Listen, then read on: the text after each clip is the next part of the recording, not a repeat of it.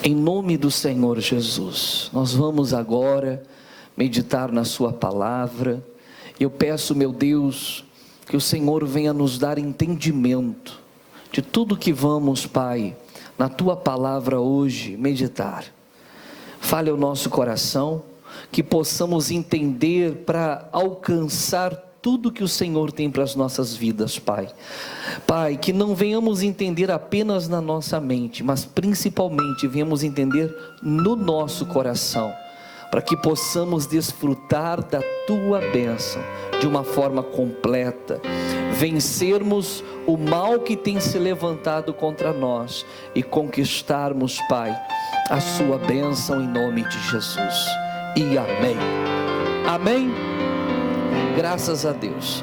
Irmãos, aqui na carta de Paulo aos Efésios, no capítulo 2, no versículo 11 e 12, diz assim, portanto, lembrai-vos de que vós, noutro tempo, éreis gentios na carne, e chamados de quê?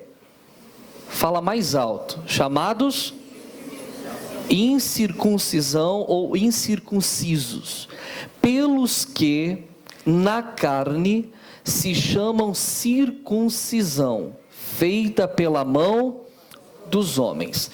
Irmãos, um dia Deus chega para Abraão, e Deus diz para Abraão, irmãos, que ele e todos os descendentes dele, que nascessem homens, deveriam ser circuncidados. A circuncisão era uma marca que era feita no homem, e essa marca, irmãos, identificava aquela pessoa como pertencendo ao povo de Deus, amém? Aquilo ali identificava quem era do povo de Deus e quem não era, porque somente os judeus, somente o povo hebreu tinha aquela marca, certo? Eles eram circuncidados. Os circuncidados, os judeus, o povo de Israel, eles olhavam para os outros homens das outras nações que não eram o que? Circuncidado, portanto eles eram incircuncisos, e eles olhavam para aqueles homens como pessoas de uma classe inferior, pois eles não faziam parte do povo de Deus, amém? Então havia uma diferença.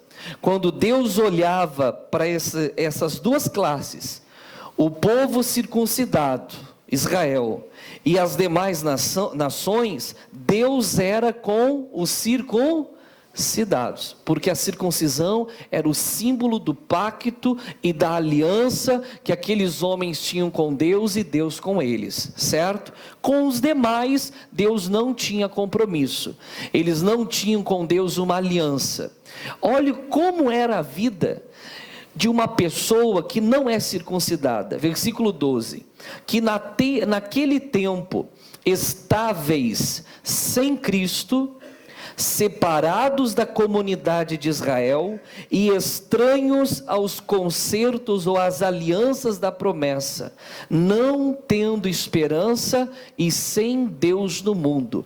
Assim eram todos aqueles que não tinham essa aliança com Deus, este pacto, essa circuncisão, amém? Vou ler de novo, olha como eles eram. Eles estavam sem quem? Sem Cristo. Se eles estavam sem Cristo, não há salvação para eles, amém? Nós temos que nos lembrar, irmãos, que nós só somos salvos por quem? Por Cristo. Não havia salvação para eles. Que mais? Estavam separados da comunidade de Israel, eles não faziam parte do povo de Deus. E o que mais? E estranhos aos concertos da promessa. Todas as promessas de bênção, de prosperidade, de cura, de bênçãos que alcançavam todas as áreas da vida daquelas pessoas, eles eram estranhos, eles não faziam parte, eles não tinham direito, eles não podiam alcançar. Tudo por quê? Porque Deus não os amava? Porque Deus queria o mal deles? Não, porque eles não tinham o quê? Eles não tinham aliança. Eles não eram circuncidados, amém? E como que eles estavam no mundo? Sem esperança. Não havia uma expectativa. Quando se fala de esperança, se pensa no presente ou no futuro? No futuro. A pessoa olha para frente, irmãos, e ela projeta aquilo que ela quer viver e alcançar. Mas eles sem Cristo, separados do povo de Deus, sem direito às promessas da aliança, como que eles olhavam para o futuro deles? Não havia esperança. Para eles era ir vivendo dia após dia, até o dia que eles o quê? Morressem. Vamos pensar naquelas pessoas hoje lá de fora, que não têm um compromisso com Deus, que até dizem crer nele, que até dizem ter uma religião, mas que ainda não firmaram com Deus uma aliança. Como que elas olham para o futuro? Como uma incógnita, não sabendo o que pode acontecer. Estão entendendo? E elas vão vivendo a vida, algumas pensando até na morte, que ela chegue o quê? Logo, quando na verdade Deus tem diante dela uma vida maravilhosa. A palavra de Deus fala em Jeremias capítulo 29, versículo 11: eu bem sei os pensamentos que penso de vós, pensamentos de paz e não de mal, para vos dar o fim que desejais. Na tradução da Nova Linguagem de hoje, para vos dar esperança num futuro. O pensamento de Deus, irmãos, é nos dar a visão de vivermos os dias que ainda virão, com a expectativa de um futuro abençoado. Nós desfrutamos da bênção de Deus agora, entendendo que o melhor de Deus não é agora, ele ainda está por acontecer na nossa vida. Se você alcançou algo grande hoje, e você está pensando, meu Deus, será que pode ficar melhor? Diga para a pessoa do lado, vai ficar melhor. Estão entendendo? Mas e quando a pessoa não tem aliança? Mas e quando a pessoa ainda não tomou a decisão? Amém? Pensando em Israel e as demais nações, eu quero mostrar um exemplo para você na Bíblia, de um homem que humanamente, irmãos, ele tinha tudo para ser um campeão de guerra, mas só que ele se topou com alguém que não tinha a mesma capacidade que ele tinha. Um homem não tinha aliança com Deus, mas ele era mais forte, ele era mais habilidoso, ele era mais capacitado, humanamente falando, ele era muito mais do que o seu oponente, que era pequeno, que não era musculoso, que não sabia batalhar uma guerra, que não tinha capacidade humana, mas tinha uma aliança com quem? Com Deus. Primeiro livro de Samuel, capítulo 17. Vamos lá.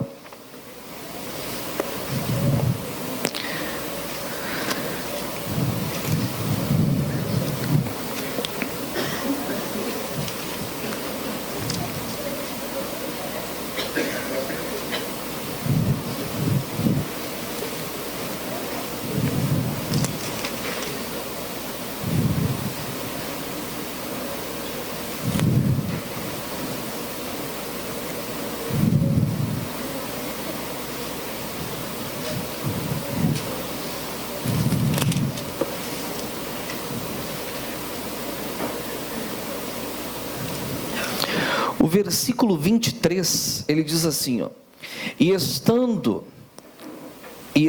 ele ainda falando com eles, eis que vinha subindo do exército dos filisteus, o homem guerreiro, o homem o quê? Guerreiro, cujo nome era Golias, o filisteu de Gate, e falou conforme aquelas palavras, e Davi as ouviu. Porém todos os homens de Israel, vendo aquele homem, fugiam de diante dele, e temiam o que? Grandemente. O que eu vejo aqui, pessoal? Aqui tem três tipos de pessoas. O Davi ainda não entrou bem no assunto aqui, mas já vamos mostrar dois. Fala de um gigante, chamado o que? Golias. Ele estava pela 80ª vez vindo e afrontando o exército de Israel. A Bíblia diz que durante 40 dias, uma vez de manhã e uma vez de tarde, portanto 80 vezes, ele desceu naquele vale e ele convocou alguém para enfrentá-lo na batalha, porque o acordo tinha sido que cada exército daria um guerreiro, ambos lutariam entre si, e o guerreiro que ganhasse representaria todo o seu exército. Esse exército seria vencedor e dominaria sobre o exército derrotado. Amém? Todos acharam boa proposta, só que os filisteus apresentaram o seu guerreiro, e 40 dias depois, Israel ainda não havia apresentado o seu, porque ninguém tinha coragem de enfrentar o homem guerreiro, o gigante de Gate, aquele que humanamente falando era invencível. Estão entendendo? E quando por essa 80ª vez, o gigante vai e afronta, quem é que está lá no arraial, no acampamento de Israel? Davi. Amém? Mas quando os homens de Israel veem o gigante falar, o que os homens de Israel fazem? Fugiam da face dele. Quando viram, fugiam de diante da face dele. É estranho, irmãos, porque cada um daqueles guerreiros de Israel, todos eles eram o que? Circuncidados. Mas só que eles eram o que? Covardes. Sabe por que eles eram covardes? Porque diante deles estava uma batalha, e eles haviam se esquecido de com quem eles tinham uma aliança. Eles haviam se esquecido que o Deus que eles serviam era o Deus Todo-Poderoso, que para ele não há nada demasiadamente difícil. Eles se esqueceram. Às vezes tem pessoas assim na igreja, que já tem com Deus uma aliança, mas que diante dos problemas que surgem, se acovardam, ficam com medo e começam a agir como uma pessoa que não tem aliança com Deus. Começa a dizer, nem tudo podemos ter, dessa vez não é fácil, eu acho que dessa vez eu não vou conseguir, é que o problema está vindo sobre todo mundo, e olha o que está acontecendo, a gente é humano, tem que entender, não, eu tenho fé, mas nem tudo a gente pode. Tem crentes assim, que tem aliança com Deus Todo-Poderoso, mas que estão sendo covardes. Lá em Apocalipse está escrito que os incrédulos e os tímidos não herdarão o reino de Deus. E é nessa hora que a pessoa se mostra tímida, porque o texto aqui não está falando de timidez, de temperamento, pessoa que é mais comedida, não, está falando daqueles que se acovardam diante das batalhas espirituais que se apresentam.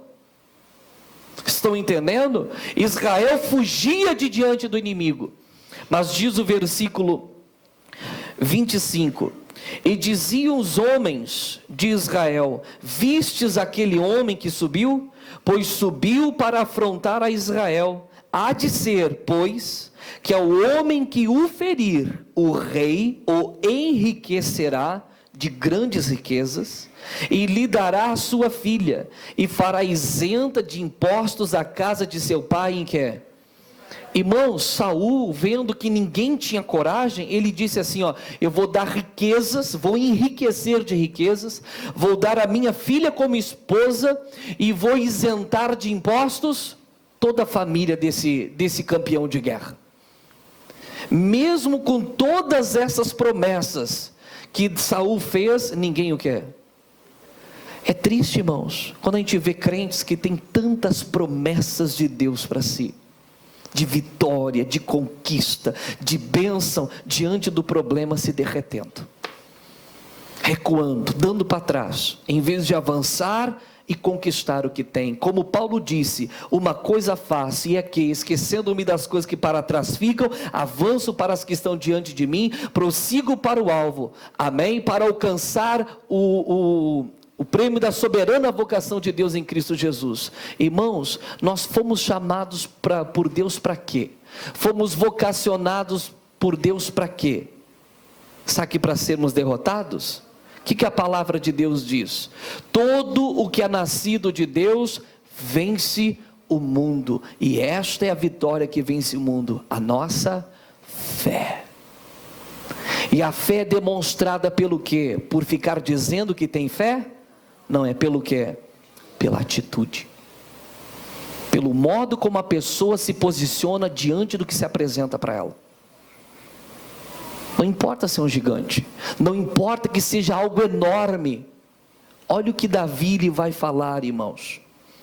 Ele ouve o que o Davi aqui estava que nem nariz de folha, né? Se metendo aonde? Na conversa. Olha o que diz. 26. Então falou Davi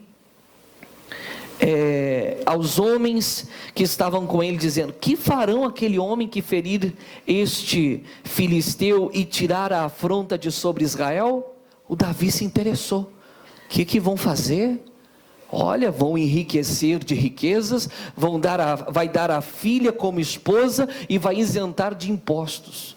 Irmãos, só de isentar de impostos, se fosse no Brasil já ficava milionário. Coisa braba.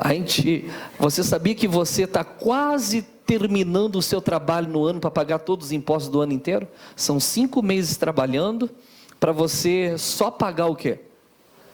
Então de junho para frente é que você vai trabalhar para você. Interessante, né?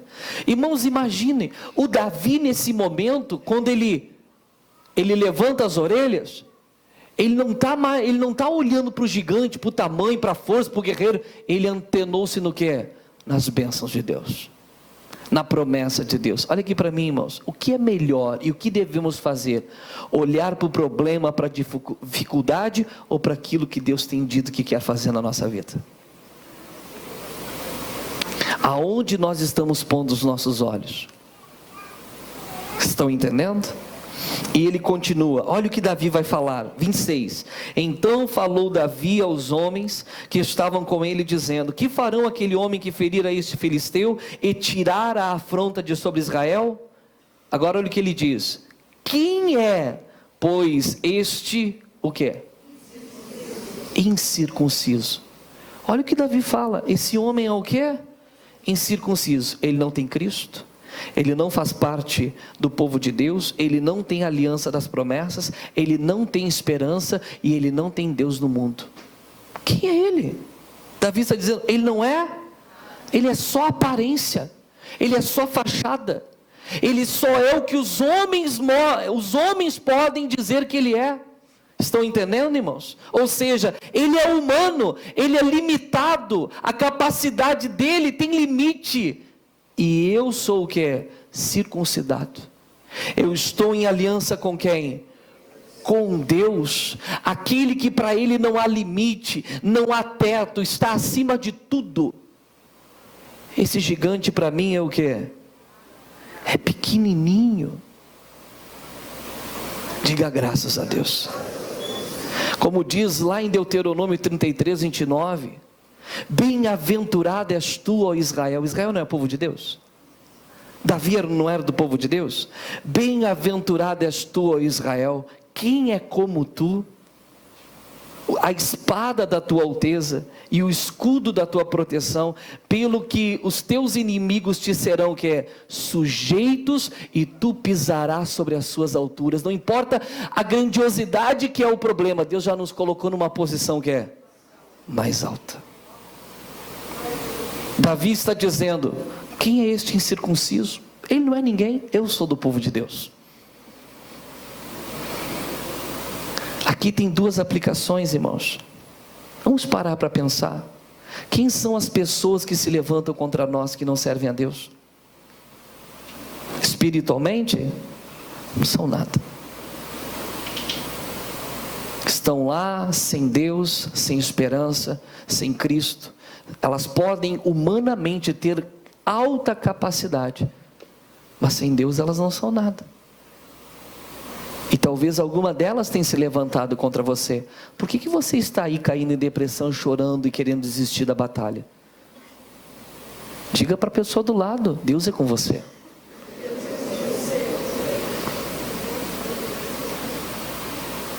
Amém? Você tem que tomar posse disso. Mas pastor, os nossos inimigos não são os homens, é o diabo. Pois é, vamos parar para pensar no diabo e vamos analisar em relação à nossa vida? Vamos parar para pensar. Jesus disse em João 16, versículo 8: e quando ele vier, o Espírito Santo convencerá o mundo do pecado, da justiça e do juízo.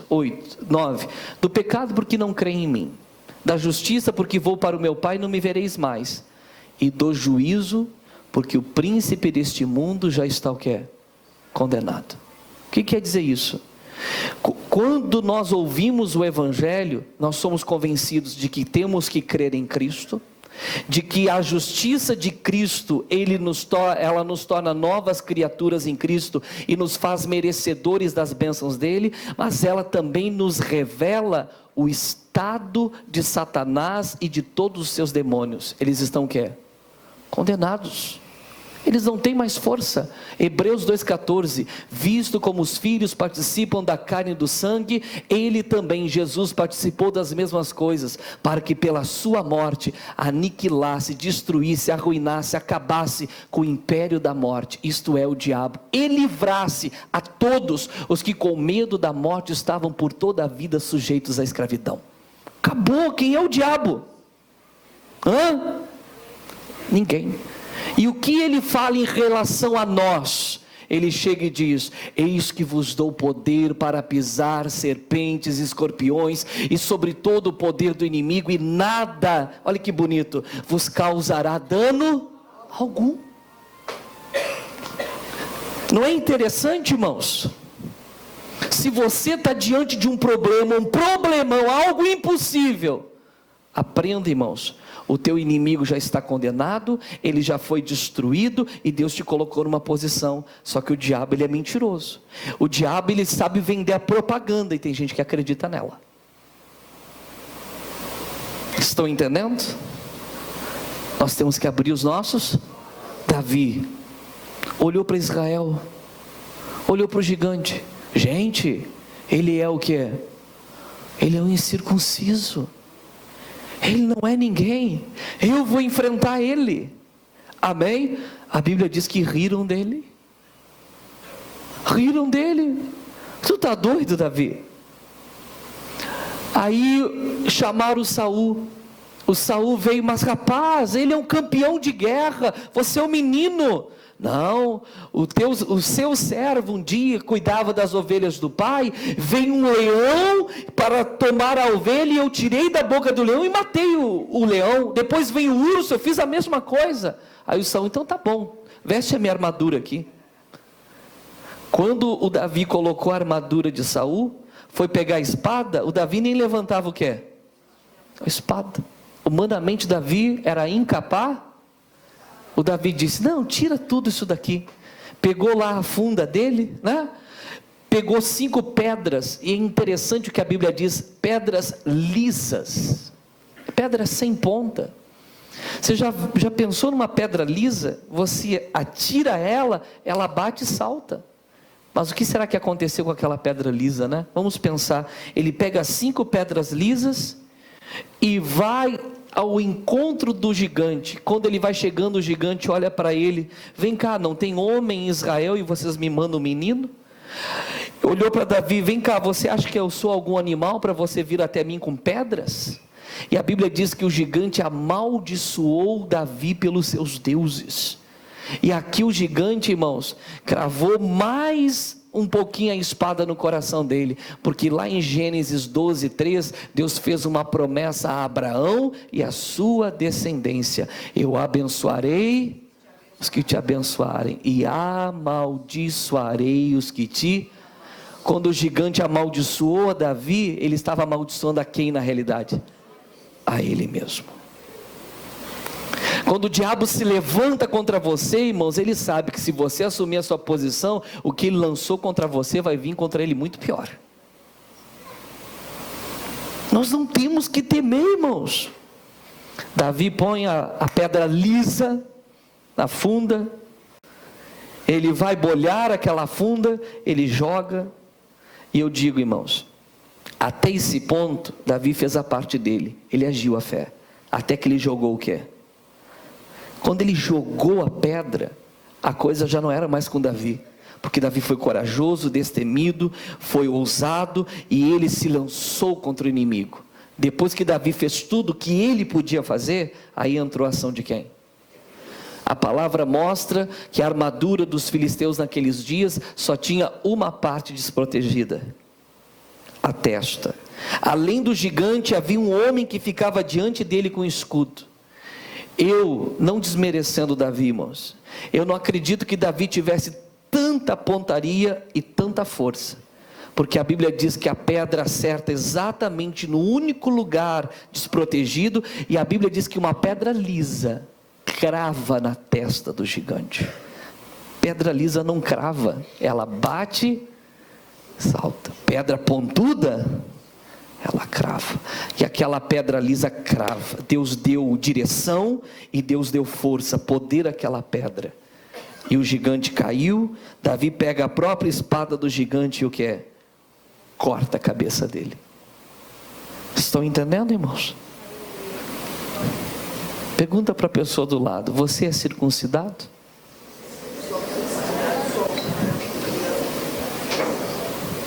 Toda a questão é por causa da circuncisão, sim ou não? Você é circuncidado? Como eu vou saber, pastor? Vamos ver? Vamos? Colossenses, capítulo 2.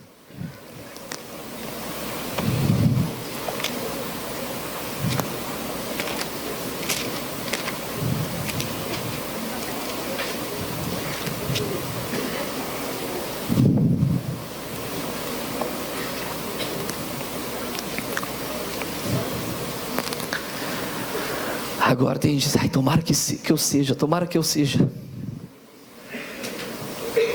E se não for, tem jeito. Amém?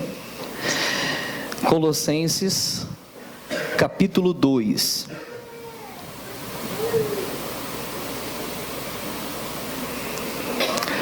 Versículo 10.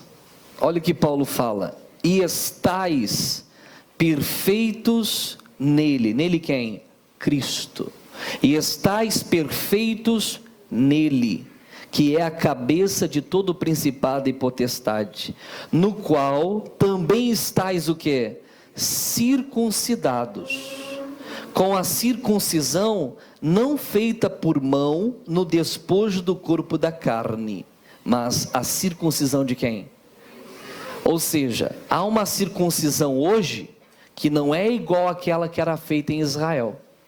Aquela feita no povo de Israel, somente os homens eram circuncidados, lembra? Só que quando Jesus morre e ressuscita, há uma nova circuncisão, e ela não é feita pelos homens, e ela não é feita apenas nos homens, mas também em quem? Nas mulheres. E quando é que ocorre essa circuncisão? Versículo 12: sepultados com eles aonde? Com ele aonde? No batismo, nele também ressuscitastes pela fé no poder de Deus, que o ressuscitou dentre os mortos. No ato do batismo nas águas, quando o pastor vem e te mergulha nas águas, acontecem 6 bênçãos. A primeira, ali acontece, irmãos, o sepultamento da velha criatura, a remissão dos pecados, o despojamento do corpo da carne e o despojamento do corpo do pecado, e a circuncisão do coração. O próprio Deus vem na hora que a pessoa está mergulhada, e Deus faz a marca dele no espírito, no coração da pessoa. E no mundo espiritual, tanto os anjos quanto os demônios, quando olham para aquela pessoa, sabem, ela pertence ao povo de Deus. Ela tem Cristo, ela tem Cristo, ela é do povo de Deus, ela tem direito às promessas das alianças, ela tem esperança e ela tem Deus no mundo. Diga para a pessoa do lado: está podendo. Diga graças a Deus. Vocês entenderam, irmãos? Quando é que a pessoa é circuncidada? No batismo. Pergunta para a pessoa do lado: e aí, já é circuncidado? Olha para mim, batismo é mergulho, não é aqueles pingos d'água que jogava lá quando você era criança, não. É mergulho. A palavra batismo significa mergulho, sepultamento. Diga graças a Deus. Missionário Soares que fala, né? Que se no momento que o pato, e ela estaria coberta pelo quê? Pelas águas. Como uma pessoa sepultada está coberta pela terra. Ela é sepultada. Por isso há o sepultamento da velha. E aí vem a sexta bênção, que é quando ela o quê? Sai das águas. A Bíblia diz que ela sai das águas para uma novidade de vida, uma vida nova, diferente daquela que ela tinha antes de descer as águas, porque ao descer, ela é o que? Circuncidada. Estão entendendo? Amém? Então fica a dica, se você é uma pessoa que ainda não se batizou e vive dando 1001 desculpas, quem ganha com isso é o diabo. Porque sem a marca de Deus, você está sem Cristo, você não é do povo de Deus, você não tem direito às promessas das alianças, você não tem futuro e está sem Deus. Credo, pastor, tudo por causa disso? Pois é. Agora eu pergunto, irmãos, qualquer pessoa pode ter isso? Claro, qualquer pessoa. Basta a pessoa se entregar a Cristo e fazer com Ele uma aliança. Aleluia. É bom ou não é? Então tome uma postura. Talvez haja gigantes diante de você, que talvez até você anda recuando diante dele. Está na hora de você assumir quem você é em Cristo. Eu sou do povo de Deus, eu tenho a promessa, a bênção é minha, eu vou me lançar contra esse gigante. Davi disse, tu vens contra mim com lança, com escudo, eu venho contra ti em nome do Senhor dos Exércitos. Nós vamos nos levantar agora e nós vamos fazer a mesma coisa, vamos nos levantar contra esse mal. Antes de você passar no corredor aqui, nós vamos levantar a Deus uma oração, e você vai pensar qual é o gigante que tem diante de você. Qual é o gigante que está diante da sua vida? E eu digo isso também para os obreiros e para os pastores. Qual é o gigante que tem diante da sua vida? Que tem dia após dia se levantado para te afrontar, dizer, tem alguém que me enfrente? Diga, eu vou me colocar de pé e vou enfrentar esse gigante. Está fraco. Diga, eu vou me colocar de pé e enfrentar este gigante. Pode aplaudir Jesus, pessoal. Vamos ficar de pé em nome de Jesus.